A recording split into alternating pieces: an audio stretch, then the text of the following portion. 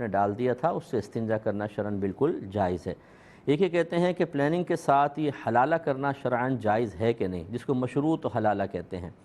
اس میں بھی ایک بات سمجھ لیں کہ جب شوہر 3 طلاقیں دے دیتا ہے تو پھر وہ زوجہ اس شوہر سے دوبارہ نکاح اس وقت تک نہیں کر سکتی جبکہ اس کے علاوہ کسی اور شخص سے نکاح کرے، پھر باقاعدہ دونوں میں جسمانی تعلق قائم ہو، پھر دوسرا شوہر اپنی مرضی سے اس کو طلاق دے یا اس کا انتقال ہو جائے، پھر یہ عورت اس کی عدت گزار کر پہلے شوہر کے قابل ہو سکتی ہے، ورنہ یہ پہلے شوہر کے پاس نہیں آ سکتی۔ یہ اچھی طرح ذہن میں رکھیے۔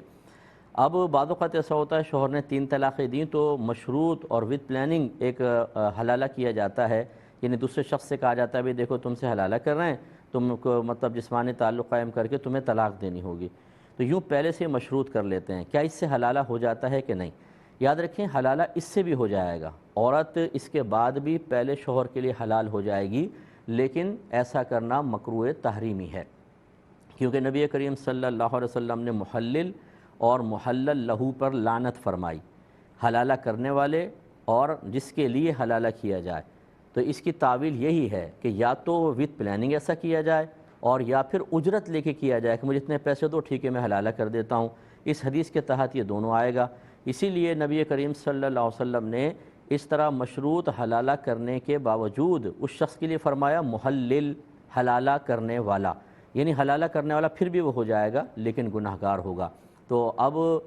سوال یہ پیدا ہوتا ہے کہ اگر پہلے سے ہی طے نہ کیا جائے تو دوسرا شوہر کیوں طلاق دے گا؟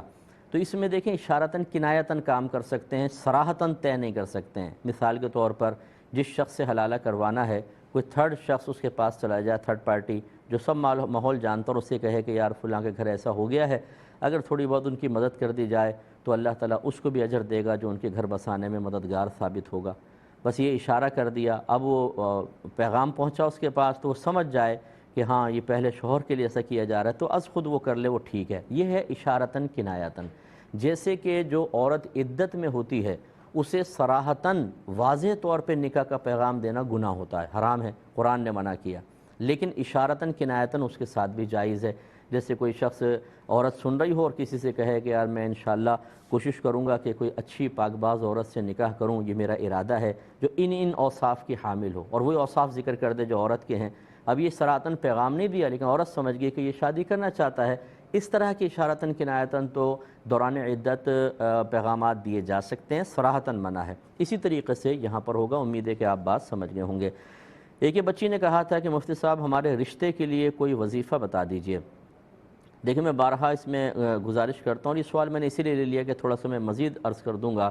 کہ یہ رشتوں کے معاملات اللہ تبارک و تعالی نے ازلی طور پر طے فرمائے ہوئے ہیں۔ سب سے پہلے تو یہ آپ جب ذہن بنا لیں، اس کے بعد وظائف اختیار کرنے میں مسئلہ نہیں ہے،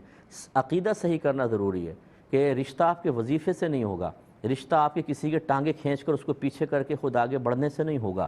رشتہ کسی کے بارے میں جھوٹ بول کر اس سے بدگمان کر کے اس کو ہٹا کر اپنے آپ کو سامنے لانے سے نہیں ہوگا، رشتہ کسی کے گن پوائنٹ پہ زبردستی کروانے سے نہیں ہوگا، رشتہ مطلب وہ اگر راضی نہیں ہے تو پھر تو نہیں ہوگا، اگر زبان سے الفاظ ادا کر دے الگ بات ہے، لیکن مراد کہنے کی یہ ہے کہ ہم زبردستی کر لیں، کوئی وظیفہ پڑھ لیں، جیسے کوئی لڑکی کہے فلاں لڑکے سے ہی میری شادی ہو جائے، اور تقدیر الہی میں ایسا نہیں ہے، لاکھوں وظیفے پڑھ لیں اس سے شادی نہیں ہو سکتی ہے۔ اس لیے پہلے تو اللہ کی رضا پر راضی رہیں کہ اللہ تعالیٰ جب ہوگی اور جس سے ہوگی تو نے فیصلہ کیا ہوا ہے، ہم اس پر راضی ہیں، لیکن چونکہ ہمیں نہیں پتہ اور ہم